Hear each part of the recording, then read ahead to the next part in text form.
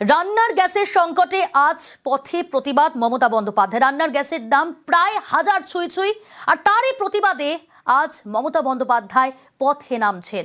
গ্যাসের আকাল দাম বৃদ্ধির প্রতিবাদে মিছিল করবেন মুখ্যমন্ত্রী মমতা বন্দ্যোপাধ্যায়। বিকেলেই কলেজ স্কোয়ার থেকে ডরিনা ক্রসিং পর্যন্ত মিছিল। এই মিছিল কারণ আমরা জানি গতকালই ভোট ঘোষণা হয়ে গিয়েছে, অর্থাৎ নির্ঘণ্ট প্রকাশ হয়েছে। তারপর প্রথম প্রচারে তৃণমূল কংগ্রেস, যেখানে রয়েছে তৃণমূলের শীর্ষ নেতৃত্ব, তৃণমূল সুপ্রিমো মমতা বন্দ্যোপাধ্যায়। আবির রয়েছে আমার সঙ্গে। আবির, আজকের এই মিছিল, আজকের এই প্রথম প্রচার তৃণমূল কংগ্রেসের ভোট ঘোষণার পর কতটা তাৎপর্যপূর্ণ এবং একই সঙ্গে কি বার্তা দিতে চাইছে তৃণমূল কংগ্রেস? দেখো, প্রথমত হচ্ছে যে তৃণমূল কংগ্রেসের বক্তব্য ভীষণ পরিষ্কার। তারা এমন ইস্যুকে নির্বাচনের ক্ষেত্রে তারা হাতিয়ার করতে চাইছে যার সঙ্গে সরাসরি সাধারণ মানুষের সংযোগ রয়েছে।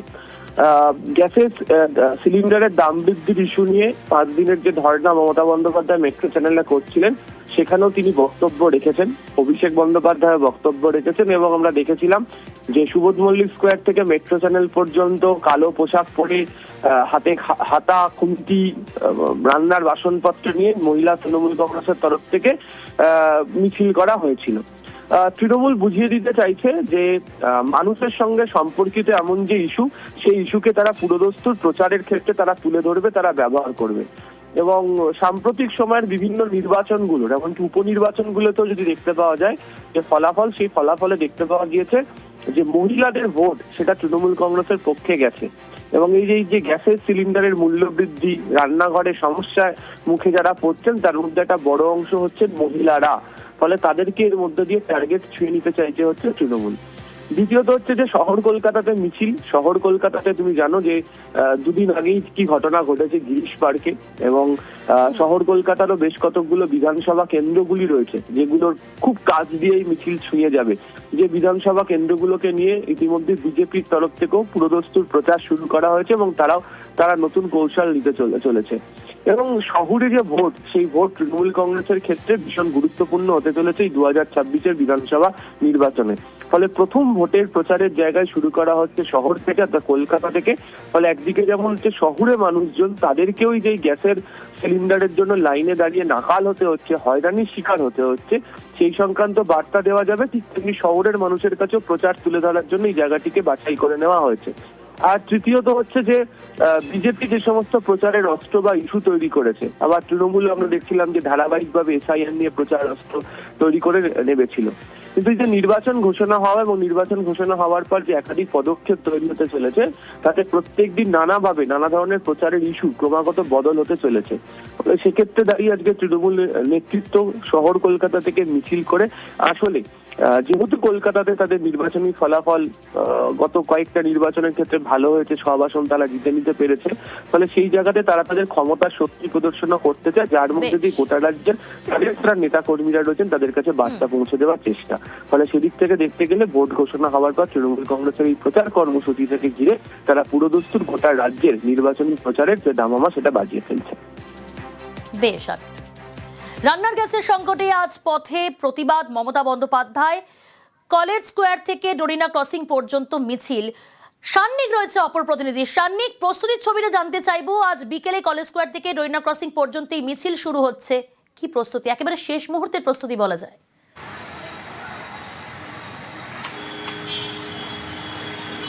দেখো, ভোট ঘোষণার মাত্র 24 ঘন্টার মধ্যেই পথে নামছেন তৃণমূল সুপ্রিমো মমতা বন্দ্যোপাধ্যায় এবং অভিষেক বন্দ্যোপাধ্যায়। তাকে ঘিরেই কলেজ স্কোয়ার থেকে ডরিনা ক্রসিং পর্যন্ত যে রাস্তা রয়েছে, সেই ট্রাম লাইনের রাস্তা বরাবর কিন্তু ইতিমধ্যেই ব্যানার ফ্লেক্সে একেবারে ছেয়ে ফেলা হয়েছে।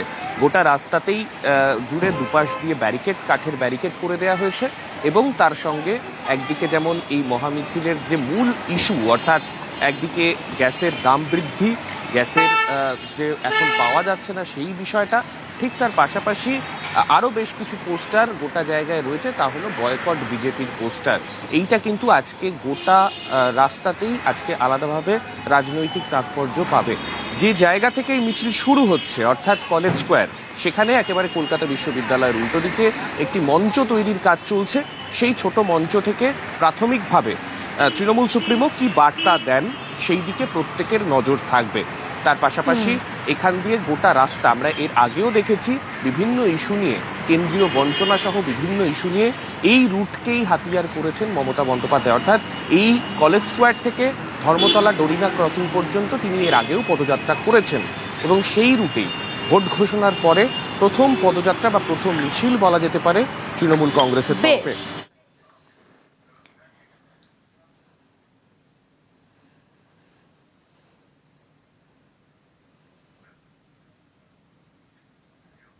দেখুন, ইতিমধ্যেই আমরা জানি যে বিভিন্ন জায়গায় গ্যাসের কিভাবে আকাল, আর এই পরিস্থিতিতে সাইবার জালিয়াতি রান্নার গ্যাসে মোবাইল ফোনে মেসেজ ঢুকেছে আর তাতে বলা হয়েছে সিলিন্ডার ডেলিভারি হয়ে গেছে, কিন্তু বাস্তবে তা হয়নি।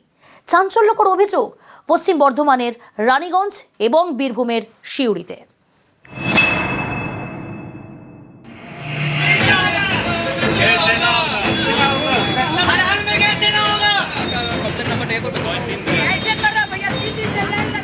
জ্বালানির জ্বালা আঁচ পড়েছে রান্নাঘরে। এখন একটা সিলিন্ডার পাওয়া মানে যেন হাতে চাঁদ পাওয়া। ঠিক এই সময়ে গ্যাসের সিলিন্ডারে সাইবার জালিয়াতির অভিযোগ পশ্চিম বর্ধমানের আসানসোলের রানীগঞ্জে। এটা দেখুন,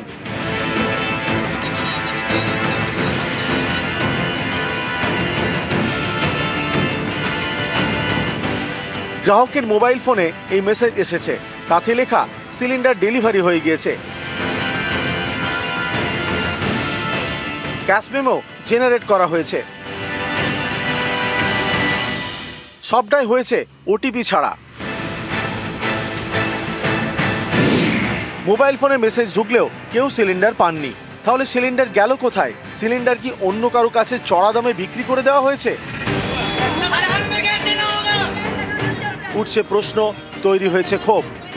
24 তারিখ গ্যাস বুক করেছি, এখনো গ্যাস পাইনি। গ্যাসটা রিসিভ হচ্ছে না, কিন্তু আমাকে ডেলিভারি মেসেজ দেখাচ্ছে। আমি এইচপি পে অ্যাপ থেকেও দেখছি আমার গ্যাসটা ডেলিভারি দেখাচ্ছে, কিন্তু আমি রিসিভ পাইনি। ওটা গ্যাসটা পাইনি। আমার গ্যাসটা রিসিভ করলো কে? আমি তো গ্যাসটা পাইনি। আমার ঘরে পেশেন্ট আছে, আমি চালাবো কি করে গ্যাস?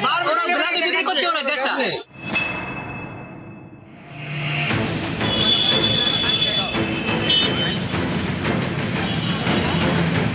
বীরভূমের সিউড়িতে রবীন্দ্রপল্লী। অভিযোগ এখানেও অনেকের মোবাইল ফোনে ঢুকেছে মেসেজ, তাতে লেখা গ্যাস ডেলিভারি হয়ে গেছে, অথচ তারা সিলিন্ডার পাননি। আমি 11 তারিখ গ্যাস বুকিং করি, আমার কাছে ডিএসসি নাম্বার আছে, গাড়ি আছে, গাড়ি বলে যে আমাদের সিলিন্ডার শেষ, 1 ঘন্টার মধ্যে আপনার কাছে সিলিন্ডার পৌঁছে দিচ্ছি।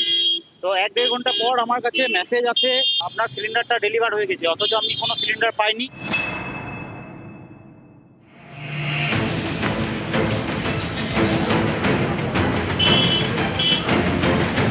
পশ্চিম বর্ধমানের ঘাটালের কুশপাতা। রবিবার ভোর থেকে গ্যাসের জন্য লম্বা লাইন। অভিযোগ, একে সিলিন্ডার বুকিং করতে সমস্যা, তার উপর গ্যাসের লাইনে ঘন্টার পর ঘন্টা অপেক্ষা। এতে দুর্ভোগের এক শেষ। এখন পর্যন্ত আমি আপাতত 75-এর মধ্যে আছি। হ্যাঁ, পিছনে প্রায় আরও 30 জনের মতো। আমি 13 তারিখ থেকে করছি। 13 তারিখে এসেছিলাম, লাইন দিয়েছিলাম, তো সামনে যেতে গ্যাস শেষ হয়ে গেছে।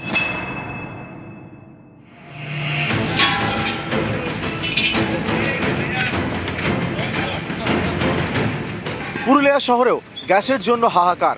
সকাল থেকে লম্বা লাইন। অভিযোগ, দীর্ঘক্ষণ অপেক্ষা করেও অনেক সময় সিলিন্ডার মিলছে না। সমস্যা যেটা হচ্ছে, গ্যাস না নিয়ে যাওয়ার ফলে রান্না হচ্ছে না, যার ফলে এমনও অনেক মানুষ যাতে গ্যাসের ফলে তারা হয়তো রাত্রি থেকে যে খাবারটা সেটাই বন্ধ করে হয়তো শুকনো কোনো খাবার, চিড়ামুড়ি এই সমস্ত খাচ্ছে। এবং আমাদের যে সমস্যা হয়েছে সেই সমস্যাটা যাতে সমাধান হয়। নিউজ 18 বাংলা। জ্বালানির জ্বালায় জেরবার জনতা। সিলিন্ডার বুকিং এর পরও না পাওয়ার অভিযোগ। প্রতিবাদে খালি সিলিন্ডার নিয়ে পথ অবরোধ, বিক্ষোভ। কোথাকার ঘটনা? আসানসোল দক্ষিণ থানা এলাকার ঘটনা। দীপক রয়েছে আমার সঙ্গে টেলিফোন লাইনে। দীপক, ঠিক কি অভিযোগ? এই যে তারা যে বারবার করে এই যে জ্বালানির যে জ্বালা, তাতেই তো জেরবার জনতা, কিন্তু সিলিন্ডার বুকিং করেছেন, বুকিং এর পরও পাচ্ছেন না, এমনটাই কি অভিযোগ?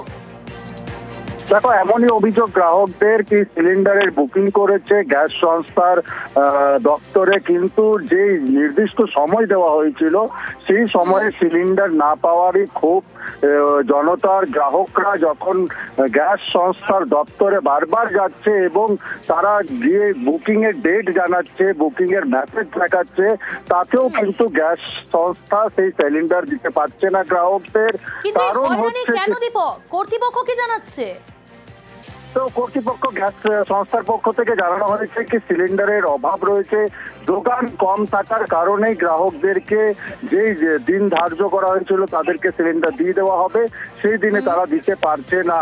তারা জানিয়েছে কি গ্যাস সিলিন্ডারের যোগান ঠিক হলেই কিন্তু গ্রাহকদের বাড়িতে সময় মতো গ্যাস সিলিন্ডার পৌঁছে যাবে, কিন্তু এই গ্যাসের যোগান কবে হবে তাই জানতে চাইছে গ্রাহকরা। কারণ হচ্ছে কি যদি গ্যাসের যোগান না থাকে তাহলে কিন্তু তাদের বাড়ির রান্নাঘরে তার প্রভাব পড়ছে একেবারে, তাই তাদের অবিলম্বে, কারণ হচ্ছে কি একদিকে গ্যাসের সব ঠিক সেই কারণেই এরকম ক্ষোভ। गैस बुक करके OTP लेके साथ में आए हैं, परसों भी आए, बोला कि इतना लेट आने से नहीं हुआ, 9 बजे आए, बोला सुबह आई, कल 5 बजे से वहाँ करके खड़े हैं, फिर बोला कि आज गाड़ी नहीं आएगा गोदाम में, कल आइए, कल बिल्कुल मिल जाए, आज आकर के खड़े हैं, आज ऐसे ही, आज भी नहीं आए। 2 दिन पहले आप लोग गैस बुक किए थे? परसों बुक किए, मेरा OTP परसों आ गया। গতকালই ভোট ঘোষণা আর তারপরে এই রাজ্যের শীর্ষ প্রশাসনিক স্তরে রদবদল। শীর্ষ 2 আমলা বদলির নির্দেশ নির্বাচন কমিশনের। নন্দিনীকে সরিয়ে রাজ্যের নতুন মুখ্য সচিব দুষ্মন্ত নারিওয়ালা, রাজ্যের নতুন স্বরাষ্ট্র সচিব সংঘমিত্রা ঘোষ। সোমরাজ রয়েছে আমার সঙ্গে। সোমরাজ, এ তো নজিরবিহীন, মুখ্য সচিবকে বদল করা হলো এবং একই সঙ্গে স্বরাষ্ট্র সচিব। দেখো একদমই নজিরবিহীন, তার কারণ সাম্প্রতিক সময়ে রাজ্যে বিধানসভা ভোট বলো বা লোকসভা ভোট বলো, রাজ্যের 2 শীর্ষ প্রশাসনিক পদে রদবদল এ রাজ্য দেখেনি, যাকেই কার্যত প্রশাসনিক মহল নজিরবিহীন বলেই দাবি করছে। রাজ্যের মুখ্য সচিব এবং রাজ্যের স্বরাষ্ট্র সচিব এই 2 পদেই রদবদল করল নির্বাচন কমিশন। ভোট ঘোষণার কয়েক ঘন্টার মধ্যেই এই রদবদলের নির্দেশিকা জাতীয় নির্বাচন কমিশন জারি করেছে, যেখানে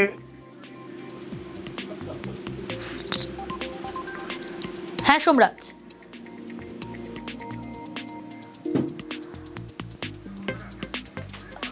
ভোট ঘোষণার পরেই রাজ্যের শীর্ষ প্রশাসনিক স্তরে রদবদল। শীর্ষ 2 আমলা বদলির নির্দেশ নির্বাচন কমিশনের। নন্দিনীকে সরিয়ে রাজ্যে নতুন মুখ্য সচিব দুষ্মন্ত নারিওয়ালা, রাজ্যে নতুন স্বরাষ্ট্র সচিব সংঘমিত্রা ঘোষ। আজ দুপুর 3টের মধ্যেই দায়িত্ব গ্রহণের নির্দেশ। দায়িত্ব গ্রহণের পর কমপ্লায়েন্স রিপোর্টের নির্দেশ, পরে বিকেলে কমিশনের কর্তাদের সঙ্গে বৈঠক 2 শীর্ষ আমলার। গতকালই বিধানসভা নির্বাচনের দিন ঘোষণা কমিশনের, আর ভোট ঘোষণার কয়েক ঘন্টার মধ্যেই 2 শীর্ষ আমলা বদল। কার্যত বেনজিরভাবে মুখ্য সচিব বদল। ভোটের বাংলায় তুঙ্গে তরচা।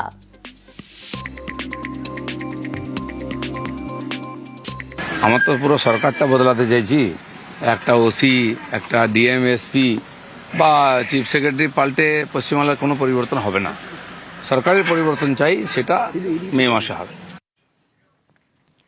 ভোট ঘোষণার পরেই রাজ্যের শীর্ষ প্রশাসনিক স্তরে রদবদল। শীর্ষ 2 আমলা বদলির নির্দেশ নির্বাচন কমিশনের।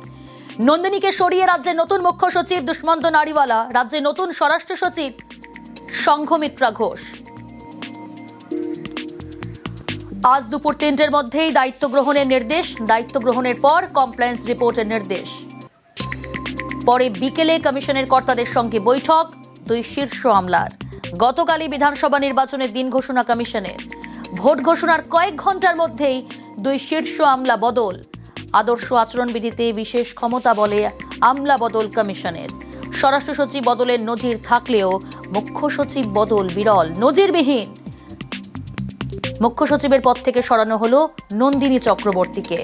রাজ্যের স্বরাষ্ট্র সচিবের পদ থেকে সরানো হলো জগদীশ প্রসাদ মিনাকেও। কার্যত বেনজিরভাবে মুখ্য সচিব বদল। ভোটের বাংলায় তুঙ্গে তরচা। এই মুহূর্তে টেলিফোন লাইনে যোগাযোগ করতে পেরেছি তৃণমূল নেতা জয়প্রকাশ মজুমদারের সঙ্গে। জয়প্রকাশ বাবু, নিউজ 18 বাংলায় আপনাকে স্বাগত জানাই। প্রিয়াঙ্কা কথা বলছি স্টুডিও থেকে। দিলীপ ঘোষ বলছেন এই ছোটখাটো বদলে কিছু হবে না, আমরা পুরোপুরি বদল চাই, যা হবে মে মাসে। কি বলবেন? শুনুন, দিলীপ ঘোষ কি চান সেটা বিজেপির মধ্যেও সেটা ঠাঁই পায় না, তার গুরুত্ব নেই। বরং দিলীপ ঘোষ বলুন যে আমি কি চাই, সেটা শুভেন্দু অধিকারীকে বলে শুভেন্দু অধিকারী চাইলে সেটা কিছু হতে পারে। কারণ ইলেকশন কমিশন যে এজেন্ডা নিয়ে যাচ্ছে তাতে দেখা যাচ্ছে শুভেন্দু অধিকারী মোটামুটি ভাবে যা চাইছেন ইলেকশন কমিশন সেইটা চাইছেন। তফাৎটা হচ্ছে ইলেকশন কমিশন কয়েকজন অফিসার বদল করতে পারেন। 2021-এও এই ঘটনা ঘটেছিল, অফিসার বদল হয়েছিল, সরকার বদল হয়নি। কারণ সরকার বদল করতে গেলে মানুষের সমর্থন দরকার। ইলেকশন কমিশনের সমর্থন নিয়ে অফিসার বদল করা যায়, কিন্তু সরকার বদল করতে গেলে মানুষের সমর্থন দরকার। এই সহজ তথ্যটা এইটা বোঝার দরকার বিজেপির।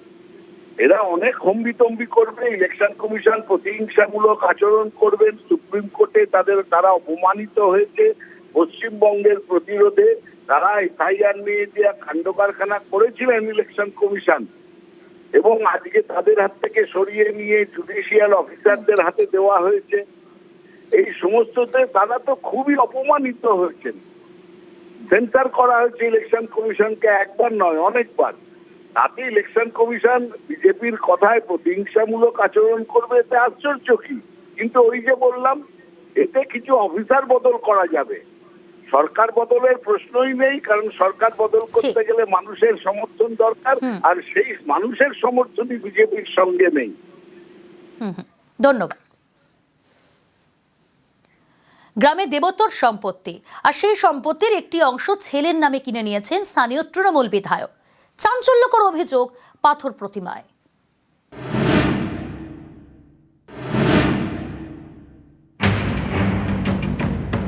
দক্ষিণ 24 পরগনার পাথর প্রতিমা। এখানকার দিগম্বরপুরে 36 বিঘা দেবোত্তর সম্পত্তি।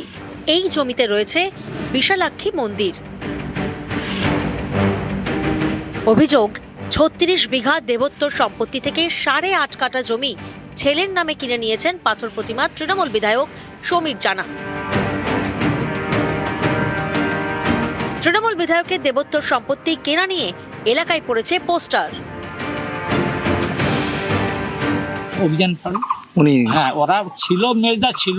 এবার বিএলআর অফিসে দাদা আর উনি ছেলে গেছিল, বলছে রামবাবু কার নামে করবো? বলো তার বাবার জমি, আপনি ছেলের নামে করুন। বিক্রি করতে গেলে হাইকোর্টে গিয়ে রায় বার করে আনতে হবে। রায় বার করে আনার পরেই যে হ্যাঁ মন্দির সংস্করণ বা সারা বছর পূজা যা করার জন্য আপনারা বিক্রি করে দিতে পারেন, কোনো কথা। একসময় এই 36 বিঘা জমির মালিক ছিল পাড়ুই পরিবার। পরে সেই জমিতে বিশালাক্ষী মন্দির প্রতিষ্ঠা করা হয়। ব্যক্তি মালিকানার জমি দেবোত্তর সম্পত্তিতে বদল করা হয়। এখন বিশালাক্ষী মন্দিরের সেবায়ত অভিযান পাড়ুই। বিধায়কের দাবি, মন্দির সংস্কারের জন্য টাকা প্রয়োজন, তাই দেবোত্তর সম্পত্তির একটি অংশ বিক্রি করেছেন সেবায়ত। প্রাইভেট দেবোত্তর জায়গা হলে সেখানে কেনাবেচার ক্ষেত্রে আইনগত কোনো বার নেই আমার যতটুকু জানা, যে তারা স্বেচ্ছায় তাদের বিক্রি করে দিয়েছে। আমরা কেনাকাটা করেছি, একটা রাজনীতি চক্রান্ত করবার জন্যই এটাকে পোস্টারিং করবার চেষ্টা করছে। 20 শতক জায়গায় সমীরবাবুদের অনুমতিক্রমে অনেকদিন ধরেই ঘর করা ছিল। স্যারের রিকোয়েস্টে 20 শতক জায়গাটা ওনার ছেলের নামে করা হয়েছে। কারণ বিশালক্ষী মাতা নিজে তো কিছু বিক্রি বাটা করতে পারবে না, দেবোত্তর সম্পত্তি সেবায়িত হিসাবে আমি বিক্রি করেছি এই মন্দির রক্ষণাবেক্ষণ বা মন্দিরের আরো কাজকর্ম করার জন্য। পাথর প্রতিমা থেকে বিশ্বজিৎ হালদার, নিউজ 18 বাংলা। উত্তরবঙ্গের চা বলয়, সেখানে বিজেপির বিরুদ্ধে ক্ষোভ, কেন্দ্রের বিরুদ্ধে বঞ্চনার অভিযোগে বিক্ষোভ। সকাল থেকে চা বাগানে গেট মিটিং তৃণমূল চা শ্রমিক ইউনিয়নে। চা শ্রমিকদের বিক্ষোভে রাজ্যসভার সাংসদ প্রকাশ চিকবড়াই। ডুয়ার্সের 64টি চা বাগানের অধিকাংশ জায়গায় বিক্ষোভ, ছবি দেখাচ্ছি আপনাদের। और এখন 16 এবং 17 তারিখে আমি টোটাল চা বাগান पे गेट फिटिंग करब। आज गेट फिटिंग कर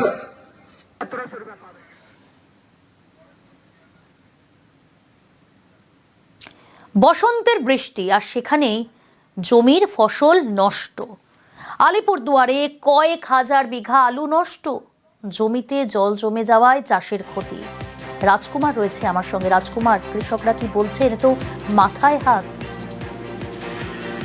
একদমই প্রিয়াঙ্কা, দেখো একেবারে কৃষকদের কিন্তু মাথায় হাত বলতে যা বোঝায় ঠিক তাই হচ্ছে আলিপুরদুয়ার জেলায়। কারণ এই যে অসময়ে যে বৃষ্টি এবং এই যে বেশি পরিমাণে বৃষ্টি, এই বৃষ্টির জেরে কিন্তু ব্যাপক ক্ষয়ক্ষতির সম্মুখীন হয়েছেন আলু চাষ। কারণ আলু চাষের যে জমি, সেই জমিতে জল দাঁড়িয়ে গেছে, জলের কারণে অনেক জমি থেকে আলু তোলা যাচ্ছে না, আবার কোথাও কোথাও একেবারে জলের তলায় আলু ঢুকে গেছে। জল কাদার ভেতর থেকে আলু একেবারে মাছ ধরার মতন করে কৃষকরা বের করছেন, কিন্তু এই যে জল কাদায় ভিজে যাওয়া আলু কিন্তু পচে যেতে বাধ্য।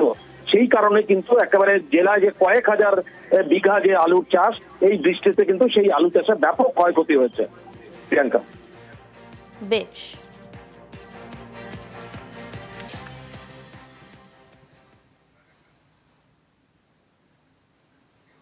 ওড়িশার দিকে নজর রাখতে হচ্ছে। ওড়িশার কটকে হাসপাতালে ভয়াবহ আগুন, ঝলসে মৃত্যু। হাসপাতালে ভর্তি 10 রোগী। রাত 2:30 নাগাদ ট্রমা কেয়ারের আইসিইউতে আগুন। রোগীদের উদ্ধার করতে গিয়ে অগ্নিদগ্ধ 11 জন চিকিৎসা কর্মীও। শোক প্রকাশ ওড়িশার মুখ্যমন্ত্রী মোহন চরণ মাঝির। মৃতদের পরিবার পিছু 25 লক্ষ টাকা আর্থিক সাহায্য, অগ্নিদগ্ধদের চিকিৎসাতেও সব রকম সাহায্যের আশ্বাস। 2-2:30 बजे ऐसा हुआ था। बारिश उस टाइम पे हो रहा था और जो इन्फॉर्मेशन है हमारे पास, वहाँ पर शॉर्ट सर्किट हुआ था और उसकी वजह से ऐसा इतना बड़ा दुर्घटना हो गया। 7 से 8 का डेथ हो चुके हैं। जितने वो पेशेंट थे वो वहाँ से शिफ्ट कर चुके हैं और अभी जो इंजर्ड थे उनको भी सब शिफ्ट कर चुके हैं। प्रभु से बस निवेदन है कि उनको सब अच्छा कर दें।